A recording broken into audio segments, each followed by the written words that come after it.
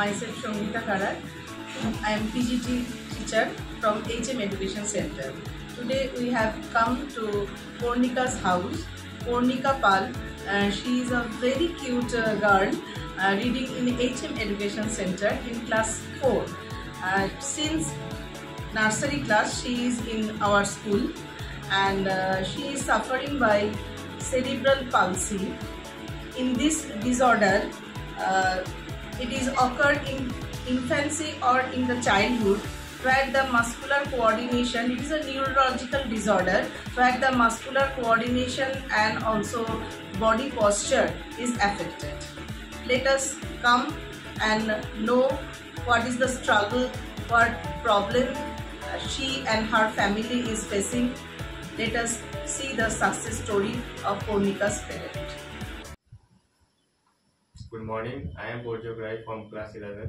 I am studying in HM Education Center. আপনারা আপনাদের মেয়ের সম্পর্কে কিছু বলুন। আমার মেয়ের নাম পর্ণিকা পাল। ও HM এডুকেশন সেন্টারে ক্লাস 4-এ পড়ে। লাস্ট 7 বছর ধরে HM এডুকেশন সেন্টারে ও পড়ছে। ওর কিরকম ডিসএবিলিটি আছে আর আপনারা কি করে ওটা ডায়াগনোস করেছেন? ও একজন প্রিম্যাচিওর চাইল্ড, 8 মান্থ বেবি। তো জন্মের পরে ও কাঁদেনি। 27 সেকেন্ড পরে ওর রেসপিরেটরি সিস্টেম স্টার্ট হয়েছিল। তো তার ফলে ব্রেনে অক্সিজেন যায়নি এবং তখন থেকেই এই সমস্যাগুলো শুরু হয়। তখন থেকেই আমাদের চিকিৎসা শুরু হয়েছে। বিজ্ঞানের ভাষায় এটাকে সেরিব্রাল পালসি বলা হয়। NICU-তেও 13 দিন ভর্তি ছিল। তারপর থেকে আমরা ওর পেছনে চেষ্টা করে যাচ্ছি। ও স্কুল অ্যাক্টিভিটিসে পার্টিসিপেট করে? হ্যাঁ, ও স্কুল অ্যাক্টিভিটিসে পার্টিসিপেট করে এবং খুব অ্যাক্টিভ, খুব উৎসাহ পায়। লাস্ট সামার ক্যাম্পেও গেছিল এবং ওর অজস্র প্রতিবন্ধকতার মধ্যেও ও আর 5টা বাচ্চার সাথে মিশতে এবং সেই কাজগুলো চেষ্টা করে যে কিভাবে করা যায়, এবং বাড়িতে এসে খুব গল্প করে যে আমি এইভাবে করেছি, আমি এই কাজগুলো করতে আমার ভালো লেগেছে। কোনোটা যদি পছন্দ না হয় বা কোনো একটা অ্যাক্টিভিটি, যেমন একটা কোথাও দড়ির মই ছিল, সেটা দিয়ে ওঠার একটা ব্যাপার ছিল, ওর ফ্রেন্ডরা সেগুলো করছিল, কিন্তু ওর প্রতিবন্ধকতার কারণে ও সেটা করতে পারবে না, কাজে ওকে নিয়েও যাওয়া হয়নি সেখানে। তো ওর সেটা খারাপ লেগেছে যে আমাকে চেষ্টাও করতে দেওয়া হয়নি। তো সেটা ও বাড়িতে এসে এক্সপ্রেস করেছে। তখন আমরা ওকে বোঝাই যে এখনো তুই এতটা সক্ষম হোসনি যে তুই একটা দড়ির মইতে উঠবি বা ওঠার চেষ্টা করবি। তো এটা তোর জন্য একটু অসুবিধা এখনো। কারেন্টলি ও কিরকম অ্যাক্টিভিটিসে পার্টিসিপেট করছে? স্কুলে যখন যেরকম অ্যাক্টিভিটিস করানো হয় সেগুলো করে। এছাড়া বাড়িতে গান শেখে, আঁকা চেষ্টা করে। ওর যেহেতু সেরিব্রাল পালসি আছে, সেহেতু ওর সেরিব্রাল পালসির অর্থটাই হলো cerebral is brain and palsy is muscle. That means there is connection gap between brain and muscle. আমাদের ব্রেন অ্যাক্টিভ করে মাসেলগুলোকে, তো সেইটা ওর মধ্যে ঠিকমতো ফাংশন করে না, সিগন্যালটা ঠিকমতো যায় না। তার ফলে ওর লেখার একটু সমস্যা আছে, ও পারে না ঠিকমতো করতে, পেনও ঠিকমতো ধরতে পারে না। কাজেই ও যখন ছবি আঁকার চেষ্টা করে, ও হয়তো চাইছে যে শেপটা আনার, সেটা ও আনতে পারে না, কারণ coordination between brain and muscle there is gap. ওর অ্যাক্টিভ থাকার জন্য বা স্কুল লাইফে এঙ্গেজ থাকার জন্য ওর মোটিভেশন কি? ও নাচটাকে খুব পছন্দ করে, নাচটাও খুব ভালোবাসে। এছাড়াও গান করে এবং ও কোনো কিছুতে হার মানে না। ও চেষ্টা করে সব কিছুই, যে আর 5টা সাধারণ বাচ্চা যেভাবে চেষ্টা করে ও ঠিক সেইভাবেই চেষ্টা করে, পারুক না পারুক চেষ্টা করে। ও স্কুল অ্যাক্টিভিটিসে ইনভলভ হয়ে নিয়ে আপনারা কি চ্যালেঞ্জ ফেস করেন? ওর যেহেতু স্পেশাল চাইল্ড, ওর হাঁটা চলাতে সমস্যা আছে, মোবিলিটিতে সমস্যা আছে। এখন কোনো অ্যাক্টিভিটি করতে হলে আমাদের মোবিলিটিটা সবার আগে দরকার। ও যদি এক জায়গা থেকে আরেক জায়গায় যেতে যেহেতু অসুবিধা হয়, সেটা সব থেকে বড় চ্যালেঞ্জ। কেমন তো মনে করা যাক কিছুদিন আগে স্কুল থেকে একটা মিউজিয়ামে নিয়ে গেছিল, রেল মিউজিয়ামে।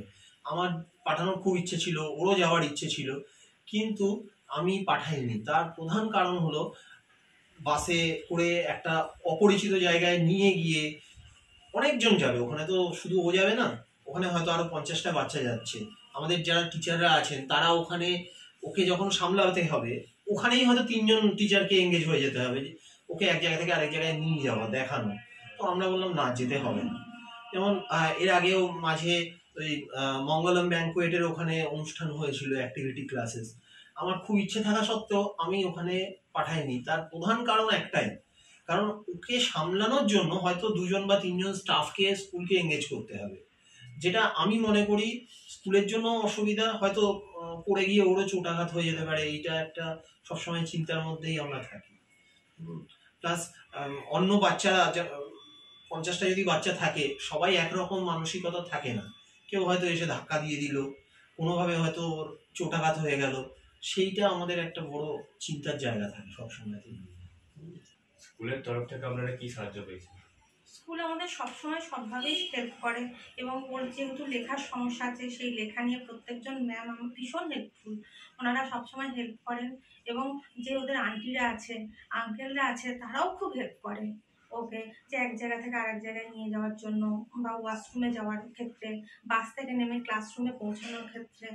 এগুলোতে স্কুল আমাদেরকে ভীষণভাবে হেল্প করে, এবং পড়াশোনার ক্ষেত্রে প্রত্যেকজন ম্যাম ভীষণ হেল্পফুল। ওনারা সবসময় ওর পাশে আছেন এবং ওকে সবসময় সাহায্য করেন। শুধু তাই নয়, ওনারা পার্সোনালি গাইডও করেন। যেমন ক্লাসের পরে ম্যামরা ফোন করে আমাদেরকে বলে দেন যে আজকে এই পড়াটা হয়েছে। তার ফলে কি হয়, ও হয়তো পুরো কাজটা স্কুলে করে আনতে পারলো না, কিন্তু আমি বাড়িতে সেটা চেষ্টা করি কমপ্লিট করে দেবার। ও একটু স্লো, সমস্ত অন্য 5টা বাচ্চার সাথে একসাথে পারে না একই সাথে শেষ করার কাজটা। যেটুকু জায়গা পিছিয়ে থাকে, সেই গ্যাপটাকে ম্যাডামরা, টিচাররা আমাদেরকে আলাদাভাবে স্পেশালি গাইডেন্স দেন, যাতে করে আমরা সেটাকে অবসর সময়তে আমরা করে দিতে পারি, বাড়িতে করে দেওয়ার চেষ্টা করি। এটা একটা খুব বড় সাপোর্ট আমরা পাই, সবসময় পাই।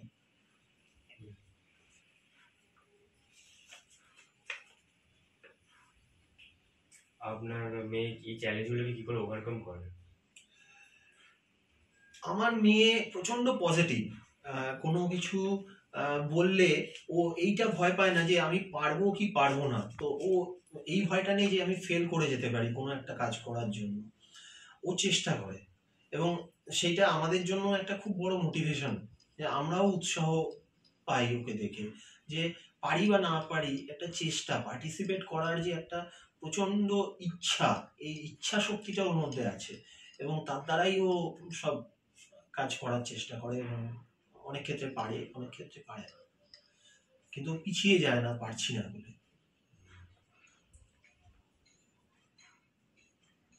আপনারা কি স্ট্র্যাটেজি বানিয়েছিলেন ওকে কনফিডেন্ট রাখার জন্য, হেল্প করার জন্য?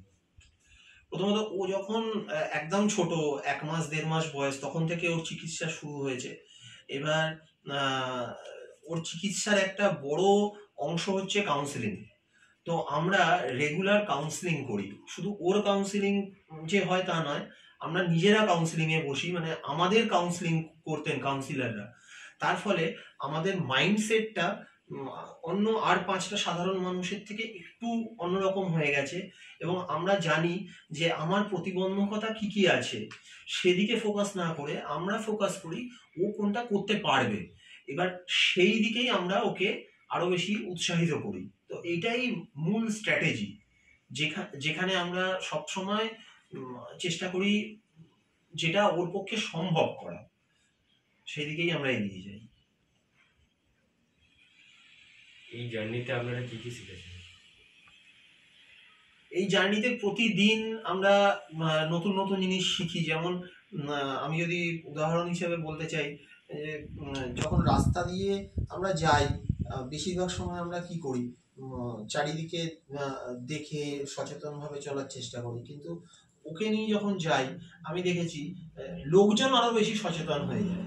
ওকে যখন দেখে যে একজন অসুস্থ মানুষ, একজন স্পেশাল চাইল্ড যাচ্ছে, আমি দেখেছি সমস্ত মানুষ স্বতঃপ্রণোদিতভাবে ওকে জায়গা করে দেয়, এগিয়ে যায়। তো এই যে একটা সামাজিকভাবে সাহায্য, এটা হেল্প, এইটা একটা বড় শেখার জিনিস, এটা নিজে যতক্ষণ আমি ফেস করিনি ততক্ষণ এটা আমি উপলব্ধিও করিনি।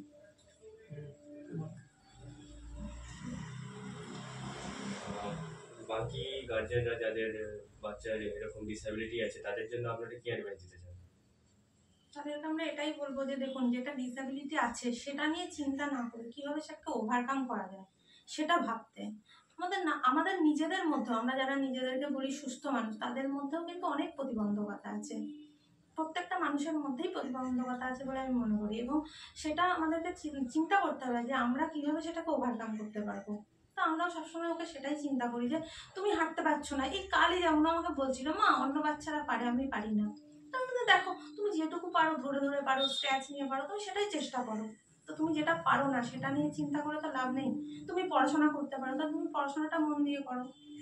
এইভাবে চেষ্টা করে যাচ্ছি আমরাও প্রতিনিয়ত। আপনারা ওর ট্রিটমেন্ট কিভাবে করাচ্ছেন আর ডক্টরের কি বক্তব্য? ওর জন্মের পর থেকেই চিকিৎসা শুরু হয়ে গিয়েছিল। এখানে বিভিন্ন ডাক্তার আমরা ওই সময় দেখাতাম। এবার যেটা আমি আগেই এক্সপ্লেন করেছিলাম, ওর মূলত cerebral palsy. Cerebral is brain and palsy is muscle. There is coordination gap between brain and muscle. Brain থেকে ঠিক মতো সিগন্যাল মাসেলে যায় না, কাজেই মাসেলগুলো ঠিক মতো ফাংশন করে না। এবার এটার আজ অব্দি বিজ্ঞান কোনো ওষুধ বের করতে পারেনি, কাজেই এর চিকিৎসা বলতে মূলত থেরাপি। ও সারাদিনে 6 ঘন্টা থেরাপি করতে হয়। তার সাথে পড়াশোনা, স্কুল যদি খোলা থাকে তাহলে প্রায় যাতায়াত মিলিয়ে আমাদের 7 ঘন্টা সময় ওখানে চলে যায়। তার ফলে সারাদিনে ও আর সময় বের করতে পারে না যে পড়াশোনা কিভাবে কি করবে।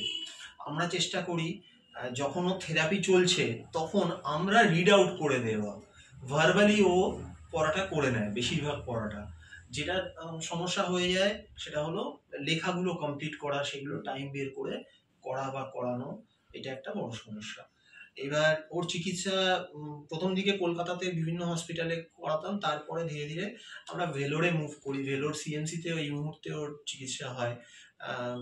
ওখানকার ডাক্তারদের বক্তব্য যে আপনাকে এই থেরাপিটা তো কন্টিনিউ করতেই হবে। এই মুহূর্তে ওর হাঁটুর যে আমাদের মালাই চাকিটা আছে, এই মালাই চাকিটা 3 মিলিমিটার ওপরে উঠে এসছে। আমাদের যেখানে থাকা উচিত তার থেকে 3 মিলিমিটার ওপরে আছে। সেই জন্য একটা খুব ক্রিটিক্যাল সার্জারি করার প্রয়োজন। প্লাস ওর হিপ জয়েন্টে একটা 2 মিলিমিটারের অ্যাঙ্গেল পাওয়া যাচ্ছে এক্সট্রা, যেটা থাকা উচিত। ওটা 180 হওয়ার কথা, তার থেকে 2 ডিগ্রি বেশি হয়ে গেছে, 182 ডিগ্রি দেখা যাচ্ছে। প্লাস অ্যাঙ্কেলেও একটা সমস্যা দেখা গেছে। তো দুটো পায়েই এই সমস্যাগুলো আছে। তার জন্য একটা খুব বড় অপারেশনের মধ্যে দিয়েও যাবে। আমরা সেপ্টেম্বরে অ্যাপয়েন্টমেন্ট নিয়েছি, হাফ ইয়ারলির পরেই আমরা ভেলোর চলে যাব, যেখানে এই অপারেশনটা হওয়ার পরে মোট 8টা পয়েন্টে অপারেশন হবে বডিতে। তারপরে 2 মাস টোটালি বেড রিডেন হয়ে যাবে। তারপরে আরো 3 মাস মতো একটা রিহ্যাব থেরাপি করতে হবে। করার পরে আমরা ফেরত আসবো। 1 বছর পর্যন্ত এই থেরাপিটা চলবে। প্রত্যেক 3 মাস অন্তর একবার করে ভিজিট হবে চেক আপের জন্য। এবং 1 বছর বাদে ওর যে প্লেটগুলো ভেতরে থাকবে সেটা বেরোবে। তখন আমরা বুঝতে পারবো অ্যাকচুয়ালি ওর এই কতটা অ্যাঙ্গেল ছিল এবং তারপরে কতটা সেটা সংশোধন সম্ভব হয়েছে। এখন এটাই আমাদের সামনের ফিউচার গোল, নিয়ারেস্ট, সেই দিকে আমরা তাকিয়ে আছি। আমি স্কুলের প্রিন্সিপাল ম্যামের সাথেও কথা বলেছি এটা নিয়ে। উনি সর্বতভাবে আমাকে সাহায্য করবেন। বিশেষ করে ওর ক্লাসের যে পড়াগুলো হবে সেগুলো উনি বলেছেন, আমাদের ক্লাস টিচার ম্যামও বলেছেন যে রেগুলারলি আমাদেরকে কমিউনিকেট করবেন, যাতে করে আমরা ও যখন বেড রিডেন থাকবে অ্যাটলিস্ট ভার্বালি ওকে ওটা করিয়ে দেওয়া যায়, যাতে ও পড়াশোনার দিক থেকে পিছিয়ে না যায়। তো এইটাও একটা সামনে আমাদের খুব বড় চিন্তার জায়গা, এই পড়াশোনার দিক থেকে যেন পিছিয়ে না যায়, কারণ এটা একটা বেশ দীর্ঘমেয়াদী পরিকল্পনা। আপনারা ওর এই প্রবলেম আর নিজেদের প্রফেশনকে কি করে ব্যালেন্স করেন? আমি বাই প্রফেশন একজন HR একটা প্রাইভেট সংস্থায় কাজ করি। আমরা এখনো হাইব্রিড মোডে আছি, সপ্তাহে 3 দিন অফিস যেতে হয়, 2 দিন বাড়িতে থাকি, আর বাকি 2 দিন এমনি উইক অফের লিভ। তো যে 4 দিন আমি বাড়িতে থাকি সারাদিন আমার মেয়ের পেছনে থেরাপিতে এবং পড়াশোনার ওপর নজর দেওয়ার চেষ্টা করি। আমার ওয়াইফ মাস্টার ইন বেঙ্গলি। তো একটা সময় ও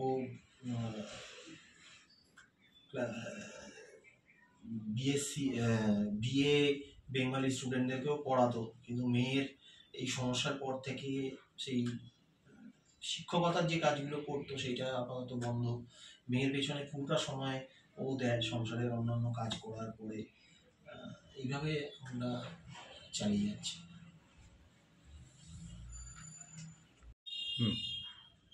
আপনারা স্কুলে কি কি চেঞ্জেস দেখতে চান যাতে এরকম প্রবলেমকে ওরা আরো বেশি করে সাপোর্ট করতে পারে? আমার মনে হয় যে স্কুলে যেটা প্রধান চেঞ্জেস প্রয়োজন সেটা যেমন ওদের ল্যাব, বিভিন্ন ল্যাবগুলো সবই উপরে, কম্পিউটার ল্যাব সেটাও উপরে, যার জন্যে ও কখনোই কম্পিউটার ক্লাস করতে যেতে পারে না।